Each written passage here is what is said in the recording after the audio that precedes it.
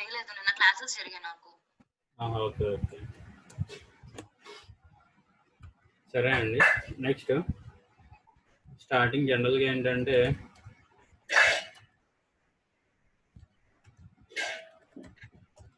Language fundamentals అండి. First మనం ఏ programming language అయినా సరే ఐడెంటిఫైయర్ అంటే ఏంటి, ఓకేనండి. సో తర్వాత లిటరల్స్ అంటే ఏంటి, కీవర్డ్స్ అంటే ఏంటి, ఓకేనా, కామెంట్స్ ఏంటి, తర్వాత స్టేట్మెంట్స్ ఏంటి,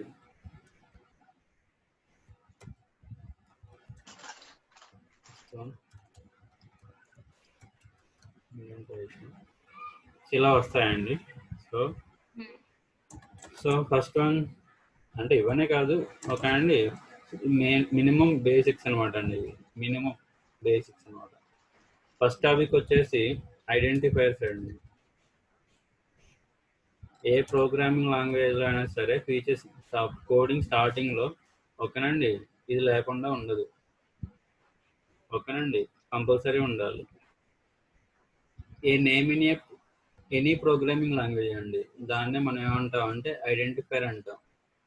జనరల్గా మనం ఇది ఫలానా మెథడ్ అని చెప్పాలంటే మెథడ్కి నేమ్ ఉంటుంది, వేరియబుల్ అని చెప్పాలంటే వేరియబుల్కి నేమ్ ఉంటుంది, క్లాస్ అని చెప్పాలంటే క్లాస్కి నేమ్ ఉంటుంది, ఫంక్షన్ అని చెప్పాలంటే ఫంక్షన్కి నేమ్ ఉంటుంది. సో ప్రతి దానికి నేమ్ ఉంటుందండి. ఆ నేమ్ని మనం ఏమంటాం అంటే ఐడెంటిఫైయర్ అంటాం. సో మరి ఐడెంటిఫైయర్స్ని మనం డిఫైన్ చేయడానికి కొన్ని రూల్స్ ఉంటాయండి. అంటే నేమ్ని మనం రాయాలంటే కొన్ని రూల్స్ మనం ఫాలో అవ్వాలి. ఎలా పడితే అలా రాయకూడదు. నేమ్ అంటున్నాం, జనరల్గా మీ పేరు గాయత్రి, ఓకేనండి. సో అది మీ వాళ్ళు పెట్టిన నేమ్ అండి, ఓకేనా. దానికి కొన్ని జనరల్గా ఏంటంటే మనం హిందూస్ కాబట్టి సంథింగ్ నక్షత్రాలు చూసి పెడతారు, ఓకేనా. అలాగే ఇక్కడ ఇదేంటండి మిషన్. సో దీనికి మరి అర్థం కావాలి కదా, దీనికి నేమ్ అని మనం ఏదైనా రాసామనుకోండి, ఇది identifier, ఆల్సమ్ it is an expression, ఓకేనా. అర్థం కావడానికి కొన్ని రూల్స్ అనేవి డిఫైన్ చేశారండి. ఇక్కడ అలౌడ్ క్యారెక్టర్స్ అండ్ ఫస్ట్ అసలు జనరల్గా ఏంటండి, మనం కంప్యూటర్ అనగానే క్యారెక్టర్స్, జనరల్గా సిస్టమ్కి అర్థమయ్యేది ఏంటండి, 0s 1s ఆ రెండే అర్థం అవుతాయి. ప్రతి ఒక్క క్యారెక్టర్కి యాస్కీ వాల్యూ ఉంటుంది, దాన్ని బేస్ చేసుకుని ఇంటర్నల్గా కన్వర్ట్ చేసుకుంటుందండి. తీసేస్తే అసలు ఏ క్యారెక్టర్స్ని మనం నేమ్లో పెట్టుకోవచ్చు, అలౌడ్ క్యారెక్టర్స్ అండి. సో ఫస్ట్ అలౌడ్ క్యారెక్టర్స్ ఏంటి, allowed characters normal A to Z అండి. A to Z అంటున్నాం కాబట్టి క్యాపిటల్ ఉండొచ్చు, లోయర్ ఉండొచ్చు. సో డిజిట్స్ అండి 0 to 9, సో 10 డిజిట్స్ అనమాట. తర్వాత అండర్ స్కోర్ అండి. ఇవి కాకుండా మిగతా ఏ క్యారెక్టర్స్ కూడా అలౌ చేయదండి. అండర్ స్కోర్ ఈ క్యారెక్టర్స్ కాకుండా యాజ్ ఇట్ ఈస్ సి అండి, సి లాంగ్వేజ్లో ఇవే రూల్స్. ఇవి కాకుండా మిగతా ఏ క్యారెక్టర్స్ కూడా అలౌ చేయనివ్వదు Python, okay. Allowed characters. So మరి నెక్స్ట్ రూల్ ఏంటి, అలౌడ్ క్యారెక్టర్స్ ఇవన్నీ అంటే మిగతా special characters like @ hash percentile and something ఇవన్నీ ఏవి కూడా అలౌ చేయదండి. సో నెంబర్స్ అలౌ చేస్తుంది, ఓకే. డిజిట్స్ అలౌ చేస్తుందండి. బట్ డిజిట్స్ అనేవి స్టార్టింగ్లో ఉండకూడదు, ఓకేనండి. ఓకేనా, కెనాట్ స్టార్ట్ విత్, ఓకేనండి.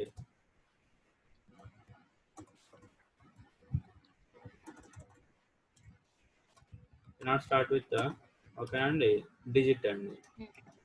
అది ఏ డిజిట్ అయినా సరేనండి, ఓకేనా. డిజిట్స్ అంటే ఇప్పుడు 0 to 9 అని దాని గురించే కదా సార్, లైక్ 0 లేదండి, దాని గురించే 0 to 9 మీ ఇష్టం. స్టార్టింగ్ అంటున్నాం, ఫర్ ఎగ్జాంపుల్, ఓకేనండి, పైథాన్ ఉంది, అదొక నేమ్.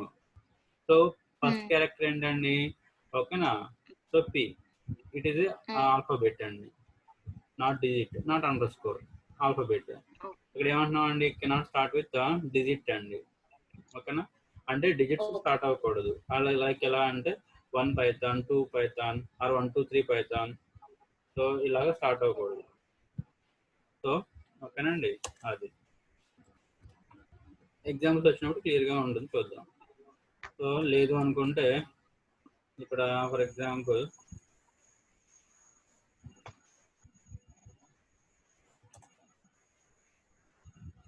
ఇది పైథాన్ ఇంటర్ప్రిటర్ అండి. బేసిక్గా మనం ఏంటంటే టెస్టింగ్, ఓకేనా, ఇవి రూల్సే కదండి. జస్ట్ టెస్టింగ్కి మనం ఫైల్ కూడా తీసుకోవాల్సిన అవసరం లేదు, జస్ట్ ఇంటర్ప్రిటర్ తీసుకున్నాం.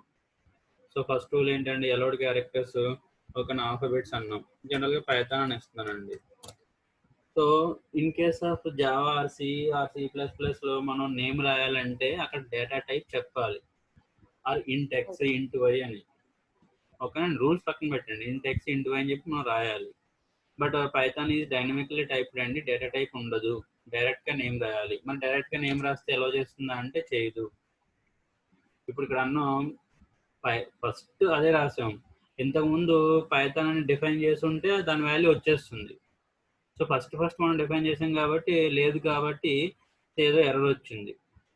Name Python is not defined అంటే నేమ్ ఎర్రర్, ఐడెంటిఫైయర్ లేదు అని చెప్తుందండి. సో ఐడెంటిఫైయర్ కరెక్ట్గా రాలేదు అంటలేదు, ఈ ఐడెంటిఫైయర్ అసలు లేదు అంటుంది. సో అది అంటే ఏంటండి, మీరు కంపల్సరీ దానికి సమ్ వాల్యూ అసైన్ చేయాలి, ఏదో వాల్యూ అండి. జనరల్గా నేను నెంబర్ ఇచ్చేసాను, సో వాల్యూ. సో స్టార్టింగ్ ఏముందండి, లోవర్ కేస్ ఉంది, ఇప్పుడు అప్పర్ కేస్ అండి, వ్యాలిడ్.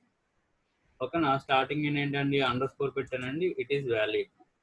ఓకేనా, స్టార్టింగ్ నేను నెంబర్ పెట్టానండి, సింటాక్స్ ఎర్రర్, ఇన్వాలిడ్ టోకెన్. అంటే డిజిట్తో స్టార్ట్ అవ్వకూడదండి. మరి x1 కానీ కాదు సార్, ఇక్కడ మీరు పైథాన్ ఈక్వల్ టు 10 అని ఇచ్చారు కదా పైన, అదే పైథాన్ ఇచ్చారు కదా, same alphabet English small p ఇచ్చారు.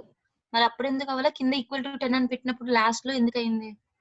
వేరియబుల్ కి వాల్యూ డిక్లేర్ చేయాలా? అదేనండి, ఇక్కడ పైథాన్ లో డేటా టైప్స్ ఉండవు, ఇంట్ ఎక్స్ ఇంట్ వై అని చెప్పడానికి ఏమి ఉండదు. సో అదే ఇన్ కేస్ ఆఫ్ జావా అనుకోండి, ఇంట్ ఎక్స్ అని చెప్పి వదిలేయచ్చు, ఇలా వదిలేయచ్చు. మరి పైథాన్ లో డేటా టైప్ డేటా టైప్ లేదు, డైరెక్ట్ గా ఎక్స్ అని చెప్పేసాం అనుకోండి, ఎక్స్ అంటే ఏంటి? సో కాబట్టి మీరు కంపల్సరీ దానికి వాల్యూ అసైన్ చేయాలి, అది ఏదైనా సరే సమ్ వాల్యూ అసైన్ చేయాలి. ఆ వాల్యూ పక్కన పెట్టేయండి, మనం మాట్లాడేది ఇటువైపుది లెఫ్ట్ హ్యాండ్ సైడ్ నేమ్ గురించి. సో నేమ్ అనేది ఏంటంటే నెంబర్తో స్టార్ట్ అవ్వకూడదండి, డిజిట్తో, సారీ నెంబర్ కాదు, డిజిట్తో స్టార్ట్ అవ్వకూడదు. బట్ డిజిట్ అనేది మీ ఇష్టం, ఓకేనండి. సెకండ్ క్యారెక్టర్ నుంచి మీరు ఎక్కడైనా రాసుకోవచ్చు డిజిట్ని. సో ఇవి 2 రూల్స్ అండి. సో అలాగే మనం ఏమన్నాం అండి, స్పెషల్గా ఓకేనా, x__ అన్నాం, 1 అన్నాం, ఓకే అండి, సంథింగ్ అలౌడ్ క్యారెక్టర్స్ అవే కాబట్టి అలౌ చేసింది. x_1 సంథింగ్ నేను సంథింగ్ ఏదో ఇచ్చి ఇలా అంటున్నానండి, ఓకేనా. ఓకే.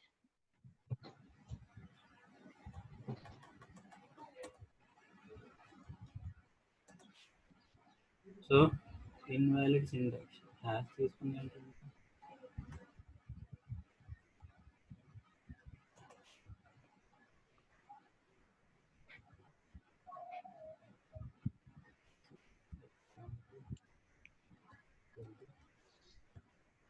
సో మిగతా స్పెషల్ క్యారెక్టర్స్ ఏమీ కూడా తీసుకోదండి, ఓకేనా. సో అలౌడ్ క్యారెక్టర్స్ మాత్రం ఇవే, A to Z, ఓకేనా, 0 to 9 _. మిగతా క్యారెక్టర్స్ ఏమీ కూడా అలౌ చేయదు. అలాగే ఓకేనా, డిజిట్ అలౌ చేస్తుందని చెప్పేసి దాన్ని స్టార్టింగ్లో రాయకూడదు, సెకండ్ క్యారెక్టర్ నుంచి మీరు ఎక్కడైనా రాసుకోవచ్చు, నో ప్రాబ్లం. తర్వాత white spaces are not allowed. జనరల్గా చూడండి, మనం ఏమంటామండి, ఈఎంపి ఐడి అన్నాం అనుకోండి, ఇట్లా రాస్తాం. జనరల్గా మనం నోట్బుక్ మీద రాసేటప్పుడు ఏం రాస్తామండి, ఈఎంపి స్పేస్ ఇచ్చి ఐడి ఈక్వల్ అని రాస్తాం జనరల్గా నోట్బుక్ మీద రాసేటప్పుడు. సో మధ్యలో గ్యాప్ వచ్చిందండి, గ్యాప్ రాయకూడదు, అంటే స్పేస్ ఉండకూడదు, స్పేసెస్ ఆర్ నాట్ అలౌడ్. ఒకవేళ స్పేస్ రాయాలనుకుంటే మీరు __ పెట్టడమే, ఎన్ని _ అని పెట్టుకోండి, నో ప్రాబ్లం. అంటే లెటర్కి మధ్యలో గ్యాప్ ఉండకూడదు, ఆర్ ఓడికి మధ్యలో గ్యాప్ ఉండకూడదు. 2 వర్డ్స్ 3 వర్డ్స్ 4 వర్డ్స్ ఎన్నైనా రాసుకోండి. ఓకే అండి. అలాగే మీరు ఎంత లెంగ్త్ అయినా ఇచ్చుకోవచ్చు అండి,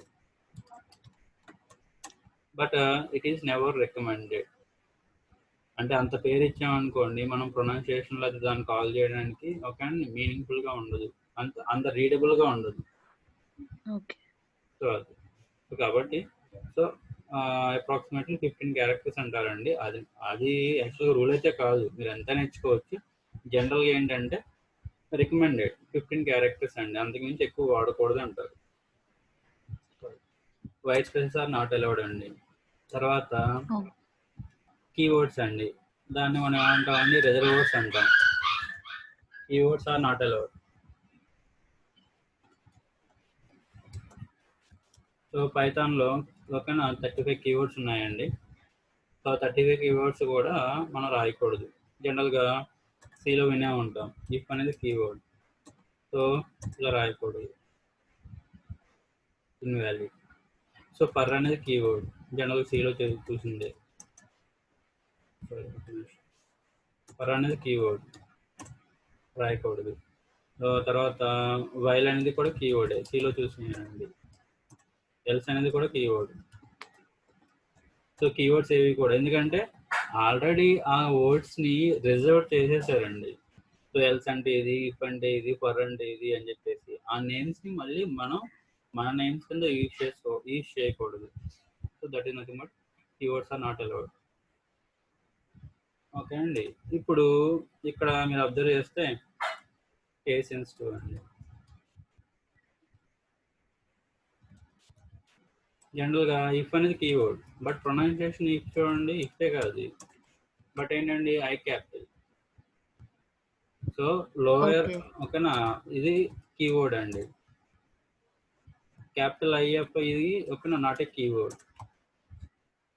ఎందుకంటే పైథాన్ మ్యాక్సిమం కొన్ని ప్రోగ్రామింగ్ లాంగ్వేజ్ ఏంటంటే కేస్ సెన్సిటివ్ అండి. ఇప్పుడు ఎస్క్యూఎల్ ఉంది, కేస్ సెన్సిటివ్ అండి. అంటే ఎస్క్యూఎల్ క్వెరీ మీ ఇష్టం, మీరు ఎలా రాయొచ్చు, upper case lower case mix చేసి రాయొచ్చు. ఓకేనా, 2 కలిపి రాయొచ్చు, లేకపోతే ఇడిగిగా రాయొచ్చు, మీ ఇష్టం, ఎలా అయినా రాయొచ్చు. బట్ పైథాన్ అనేది కేస్ సెన్సిటివ్ అండి. సో మీరు ఇఫ్ అన్నారు, క్యాపిటల్ ఐ పెట్టారు కాబట్టి అది కీవర్డ్ కాదు, ఎందుకంటే అటువంటి రిజర్వ్ అంటే అటువంటి కీవర్డ్ లేదు కాబట్టి అది not a keyword, but pronunciation ఇఫే కదా. సో కేస్ సెన్సిటివ్ అండి. సో అది ఇవ్వండి జనరల్గా. ఓకే అండి. సో అలౌడ్ క్యారెక్టర్స్ ఏంటి, అలౌ చేసిన క్యారెక్టర్స్లో ఏ క్యారెక్టర్ స్టార్టింగ్ ఉండకూడదు, డిజిట్స్తో స్టార్ట్ చేయకూడదు. మీ ఇష్టం, కావాలంటే అండర్స్కోర్తో కూడా స్టార్ట్ చేయొచ్చు, నో ప్రాబ్లం. ఓకేనా, ఓడికి మధ్యలో ఓకేనా గ్యాప్స్ ఏమి రాకూడదు. White space are not allowed, or లెటర్కి అయినా సరే కీవర్డ్స్ మనం యూజ్ చేయకూడదు అండి. సో అలాగే కీవర్డ్స్ ఎందుకు యూజ్ చేయకూడదు అంటే అది ఆల్రెడీ రిజర్వ్ చేస్తారు, రిజర్వ్ వర్డ్స్ అండి, అది యూజ్ చేయకూడదు. Case sensitive. ఓకే అండి. జనరల్గా ఇఫ్ అనేది కీవర్డ్, క్యాపిటల్ రాసామనుకోండి నాట్ ఏ కీవర్డ్. సో కాబట్టి ఇది కేస్ సెన్సిటివ్ అండి. ఇవి జనరల్గా ఐడెంటిఫైర్స్ రూల్ అండి. ఐడెంటిఫైర్ అంటే ఏం లేదు, సింపుల్గా a name in a programming language, simple అండి, అంతే. ఇప్పుడు మరి ఇక్కడ మనం ఐడెంటిఫైర్ అన్నాం, బాగానే ఉంది. మరి ఐడెంటిఫైర్ డిఫైన్ చేసినప్పుడు కంపల్సరీ ఇటు పక్క వాల్యూ ఇచ్చామండి. ఓకేనా, కంపల్సరీ వాల్యూ ఇచ్చాం. ఫర్ ఎగ్జాంపుల్ నేమ్ అన్నాం, నేమ్ ఈక్వల్ టు నేమ్ అంటున్నాం కాబట్టి ఓకేనండి ఇలా ఇచ్చాం. మీ ఇష్టం అండి, నేమ్కి ఏ వాల్యూ అయినా ఇచ్చుకోవచ్చు, ఎందుకంటే ఇక్కడ టైప్ అనేది ఉండదు కాబట్టి. ఇన్ కేస్ మనం సిలో అనుకోండి, ఇంట్ ఎక్స్ అంటే ఇంటి వాల్యూనే ఇవ్వాలి, ఫ్లోట్ వై అంటే ఫ్లోట్ వాల్యూ ఇవ్వాలి, ఆ సంథింగ్ క్యార్ అంటే సింగిల్ కోట్లో సింగిల్ వాల్యూ ఇవ్వాలి. ఇక్కడ అలా కాదండి, మీరు నేమ్స్ ఐడెంటిఫై రూల్స్ ప్రకారం ఏ నేమ్ రాసి దానికి వాల్యూ ఏదైనా ఇచ్చుకోవచ్చు, నో ప్రాబ్లం. సో ఇక్కడ ఈఎంపి మనం ఏమంటున్నాం అండి, ఐడి అన్నాం ఈక్వల్ టు సంథింగ్ 10 అన్నామండి. సో ఈఎంపి నేమ్ అన్నామండి. ఓకేనా, సంథింగ్ మనం ఏమంటున్నాం అండి, ఓకేనా స్టార్ట్ అంటున్నామండి. ఓకే అండి. తర్వాత ఈఎంపి సేల్ అన్నామండి. ఓకేనా, తర్వాత సంథింగ్ ఇలా అన్నామండి, సంథింగ్. సో ఈఎంపి ఐడి అనేది నెంబర్ ఇచ్చామండి, అది ఇంటీజర్ అని అంటాం జనరల్గా. ఈఎంపి నేమ్ అన్నామండి, మనం డబుల్ కోట్స్లో ఇచ్చామండి, దాన్ని స్ట్రింగ్ అంటామండి. డబుల్ కోట్స్లో మీరు ఏదైనా రాసుకోవచ్చు, ఓకేనా. డబుల్ కోట్స్ అనగానే స్ట్రింగ్ అండి. తర్వాత ఏంపీ చేయాలన్నామండి మనం నెంబర్స్ లో పాయింట్స్ ఇచ్చాం కాబట్టి అది ఫ్లోట్ వాల్యూ అండి. ఓకేనా. ఓకేనా. ఈ వాల్యూస్ ని మనం ఏమంటాం అంటే లిటరల్స్ అంటాం అండి. ఈ వాల్యూస్ మనం ఏమంటాం అంటే లిటరల్స్ అంటాం. లిటరల్స్. ఓకేనా. A constant value assign to A name. Okay అండి. ఒక నేమ్ కి మీరు వాల్యూ అసైన్ చేస్తున్నారు. అది జనరల్ గా దాన్ని ఏమంటున్నాం అంటే కాన్స్టెంట్, అంటే మారదని కాదు, some constant value, some value assign to ఓకేనా name is nothing but a literal. Okay అండి. డ్యూరింగ్ ప్రోగ్రామ్ ఎగ్జిక్యూషన్ ఆ వాల్యూ అనేది మారుతూ ఉంటుందండి. మారొచ్చు, మారకపోవచ్చు, మనం తీసుకున్న దాన్ని బట్టి. ఇప్పుడు ఇక్కడ మీరు ఫస్ట్ ఈఎంపీ ఐడికి ఏం తీసుకున్నారు, ఇంటి తీసుకున్నారు. ఈఎంపీ నేమ్ తీసుకున్నారు, స్ట్రింగ్ తీసుకున్నారు. ఓకేనా. శాలరీకి ఏం తీసుకున్నారండి, ఫ్లోట్ తీసుకున్నారు. ఓకేనా. ఇలాగా. ఓకే అండి. సో మల్టిపుల్ టైప్స్ అనేవి ఉన్నాయి, అంటే మల్టిపుల్ లిటరల్స్ ఉన్నాయండి. ఇంట్, ఓకేనా, స్ట్రింగ్, ఫ్లోట్ ఇలాగా. సో ఇవేనా అంటే పైథాన్లో యాక్చువల్గా ఏమేమి ఉన్నాయి, జనరల్గా ఇంట్, తర్వాత ఫ్లోట్ అండి, మళ్ళీ ఇంటూ లాంగ్. ఓకే అండి. లేదండి, ఇంట్ అన్నాం కదా, బయట షార్ట్ ఇంటూ లాంగ్, ఇది జనరల్గా ఈ 4 వాడతారు. అవేమీ లేవండి, ఓన్లీ ఇంటిజర్ మాత్రమే. ఫ్లోట్ డబుల్ అండి, ఫ్లోట్ మాత్రమే, డబుల్ లేదు. మనం అలాగే ఇంకో పాయింట్ ఒక నిమిషం చెప్పడం మర్చిపోయాను, వెర్షన్స్ గురించి ఏం మాట్లాడలేదండి. యాక్చువల్గా ఏంటంటే లాంగ్వేజ్ ఫండమెంటల్స్ వెళ్ళే ముందు వెర్షన్స్ ఏంటంటే మనకి, అంటే స్టార్టింగ్లో వెర్షన్స్ అన్నాం. సో వెర్షన్స్ ఫీచర్స్ అయిపోయిన తర్వాత మనం వెర్షన్స్ చెప్పుకుంటాం. 1.x అండి, తర్వాత 2.x అండి, తర్వాత 3.x అండి. 1.x వెర్షన్స్ వదిలేసేయండి, అంటే ఏ వెర్షన్ 1.1 2 3 అది మనకు అవసరం లేదు. ఓకేనండి. సో 2లో ఓకేనండి ఎక్స్ అంటే అక్కడ సో 2.1 అని, తర్వాత 2.2 అని, తర్వాత అండ్ సో ఆన్. ఓకేనండి. 2.7 లాస్ట్ వెర్షన్ అని 2.7. ఓకేనండి. December 31, 2019కి ఆపేశారండి దాన్ని, అంటే 2.x లో అప్డేషన్స్ అనేవి లేవు. సో కరెంట్ ఏంటండి 3.x అండి. ఓకేనా. 3.1, so 3 something 3.2 comma, so and so on. ఓకేనండి. 3.8 అండి స్టేబుల్, 3.9 డెవలప్మెంట్లో ఉంది. పక్కన పెట్టేస్తే కరెంట్ వెర్షన్ ఏంటంటే 3 ఏ వెర్షన్ అని అడగండి. ఓకేనా. సో 3.x 3లో అనుకోండి 3.8, 2లో అనుకోండి 2.7. సో ఓకేనా. మరి ఇక్కడ 2 వెర్షన్స్ పైథాన్ యాక్చువల్గా ఏంటంటే ఏదైనా సరే సాఫ్ట్వేర్ ఇండస్ట్రీలో ఏంటండి, ప్రోగ్రామింగ్ లాంగ్వేజ్ ప్రకారంగా ఒక ప్రోగ్రామింగ్ లాంగ్వేజ్ ఉంది, దాంట్లో వెర్షన్స్ ఉన్నాయి. ఒక వెర్షన్ తర్వాత ఇంకో వెర్షన్ వస్తుంది, ఆ వెర్షన్ తర్వాత ఇంకో వెర్షన్ వస్తుంది, అంటే ఫీచర్స్ ఎన్హాన్స్మెంట్ చేసుకుంటూ వెళ్తారు. లైక్ మొబైల్ ఫోన్, ఇప్పుడు శాంసంగ్ ఉంది, శాంసంగ్ లో బోల్డ్ మోడల్స్ వచ్చినాయండి, అన్నీ ఒకటే. బట్ ఏంటంటే కెమెరా సంథింగ్, ఓకే అండి, ఫ్రంట్ కెమెరా అని, బ్యాక్ కెమెరా అని, డూల్ కెమెరా అని సంథింగ్ ఏవో పెంచుకుంటా, బ్యాటరీ బ్యాకప్ అని ఇలా పెంచుకుంటా ఫీచర్స్ అనేవి వచ్చినాయి, ఇంకా సంథింగ్. సో అలాగే ఏంటంటే ఫీచర్స్ పెరిగే కొద్ది ఏమవుతుందండి, మోడల్ నేమ్ మారుతుంది, ఇక్కడేనండి వెర్షన్ నేమ్ మారుతుంది. సో మరి 2.x 2.4 సంథింగ్ ఆ టైంలో ఓకేనండి ఫీచర్స్ ని ఇంప్లిమెంట్ చేసేటప్పుడు అవి సపోర్ట్ చేయట్లేదు, బట్ ఆ ఫీచర్స్ కావాలి. మరి ఏం చేశారండి, ఓకేనా, కంప్లీట్ గా 2.x ని సెపరేట్ చేసి మళ్ళీ అదే ఓకేనా మళ్ళీ 3.x స్టార్ట్ చేశారండి, అంటే ఇంకో వెర్షన్ స్టార్ట్ చేశారు, అది 3.x. అంటే అక్కడ నుంచి ఏమైందంటే 2.x డెవలప్మెంట్ సెపరేట్ గా వెళ్ళిపోయింది. ఓకేనా. 2.x డెవలప్మెంట్ సెపరేట్ గా వచ్చేసిందండి. ఓకేనా. అంటే 2 ప్యారలల్ గా డెవలప్మెంట్ అనేది జరిగింది. సో అందుకనే 2 వెర్షన్స్ ఉంటాయండి. అలాగే సింటాక్సెస్ కొన్ని వర్క్ అవుతాయి, కొన్ని వర్క్ అవ్వండి, అంటే కంప్లీట్ గా డిఫరెంట్ గా ఉంటుంది సింటాక్స్ అనేది. మనం 2.x అసలు డిస్కస్ చేయమండి, 3.x గురించి మనం మాట్లాడుతాం. సో సింటాక్స్ అన్ని కూడా డిఫరెంట్ కొన్ని డిఫరెంట్ గా ఉంటాయండి, కొన్ని వర్క్ అవుతాయి, కొన్ని వర్క్ 2.0 ఉన్నవి 3.0 కొన్ని వర్క్ అవుతాయి. ఓకే అండి. అలా అని చెప్పేసి అన్ని వర్క్ అవ్వండి. సో ఏ వెర్షన్కి ఆ వెర్షన్ సెపరేట్ గా ఉంటుందండి, ఏ వెర్షన్కి ఆ వెర్షన్ సెపరేట్ గా ఉంటుంది.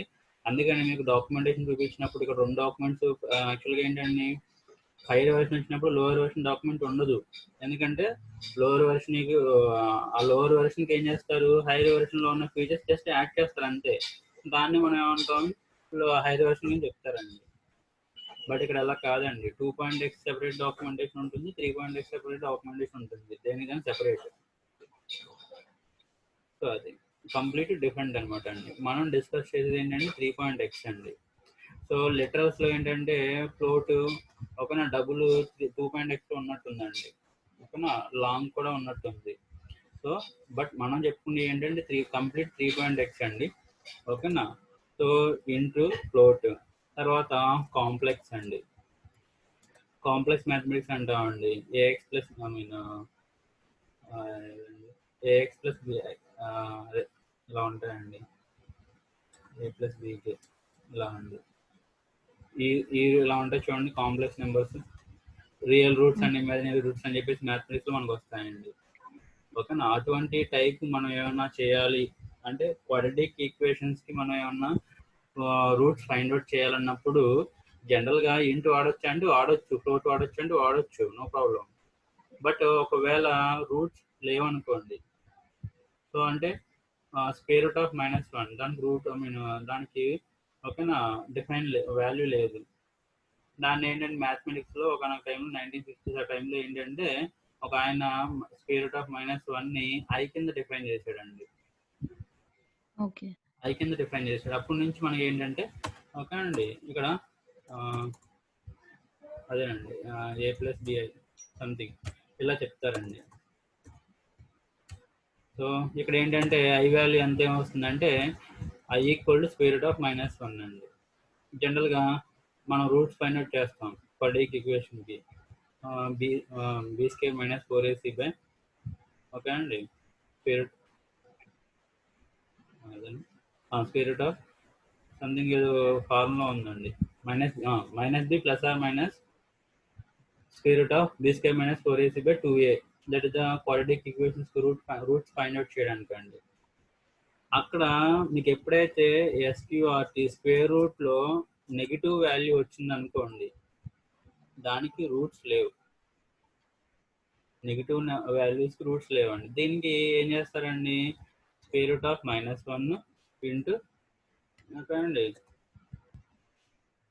స్క్వేర్ రూట్ ఆఫ్ ఓకే అండి 2. సో అంటే ఏంటండి స్క్వేర్ రూట్ ఆఫ్ -2నే, ఓకేనా.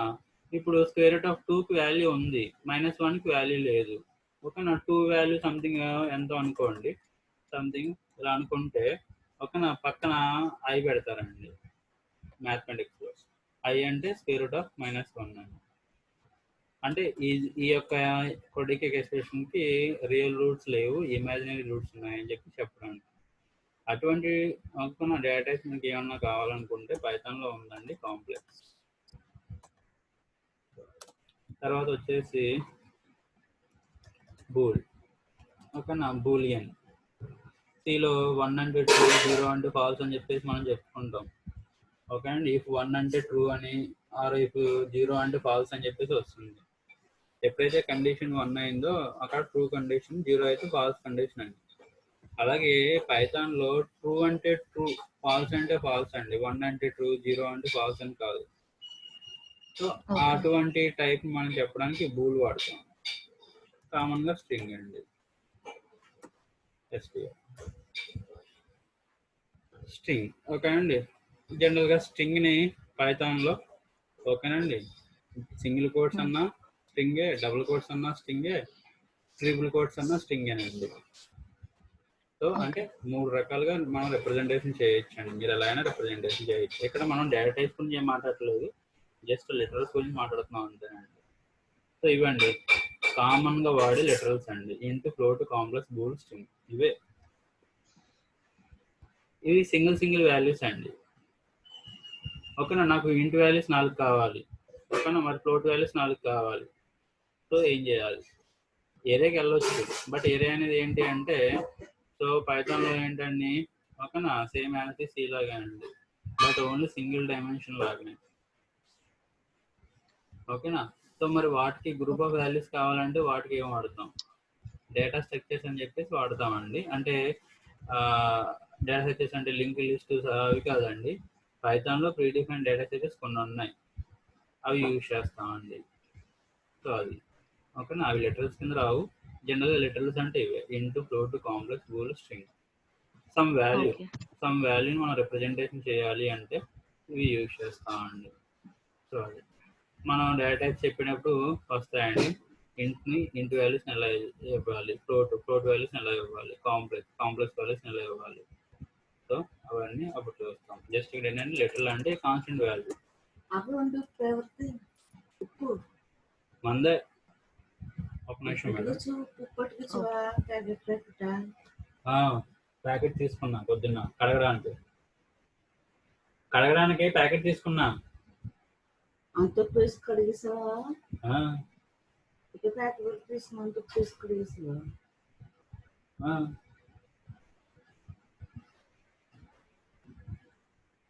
హలో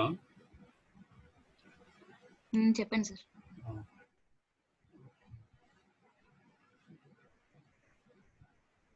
కనబడుతుందండి? కనపడుతుంది. సరే అండి. సో క్లియర్ అండి, అర్థమవుతుందా అండి? అర్థమవుతుంది సార్. సో నెక్స్ట్ కీవర్డ్స్ అండి. సో కీవర్డ్స్ ఏంటి? జనరల్గా మనకు తెలిసిందేనండి, రిజర్వర్డ్స్ అంటాం. అంటే ప్రతి ప్రోగ్రామింగ్ లాంగ్వేజ్ కీవర్డ్స్ ఉంటాయండి. ఎందుకంటే మనం ప్రతిదీ కూడా మనమే ఓన్గా చేసామనుకోండి, ప్రోగ్రామర్కి ఎఫెక్ట్ అవుతుంది, ఎఫెక్ట్ అవుతుందండి. అలాగే ఇక్కడ మనకి కొన్ని ప్రీడిఫైన్డ్ లాంగ్వేజ్ ఫండమెంటల్స్ అన్నీ కూడా లేదు, ఒక ఇఫ్ కండిషన్ రాయాలంటే, లేదా లూప్ రాయాలి అంటే, లేదా ఫంక్షన్ రాయాలి అంటే కొన్ని స్టాండర్డ్ వేస్ ఉన్నాయండి. అవి రాయడానికి మనకి ఏంటంటే మనకి కీవర్డ్స్ని డిఫైన్ చేశారండి. పైథాన్లో 3.xలో మాట్లాడుకుంటే కరెంట్ వర్షన్ వరకు ఓకేనా 35 కీవర్డ్స్ ఉన్నాయండి. అంటే 3.8 వరకు మీకు వస్తే 35 కీవర్డ్స్ ఉన్నాయండి.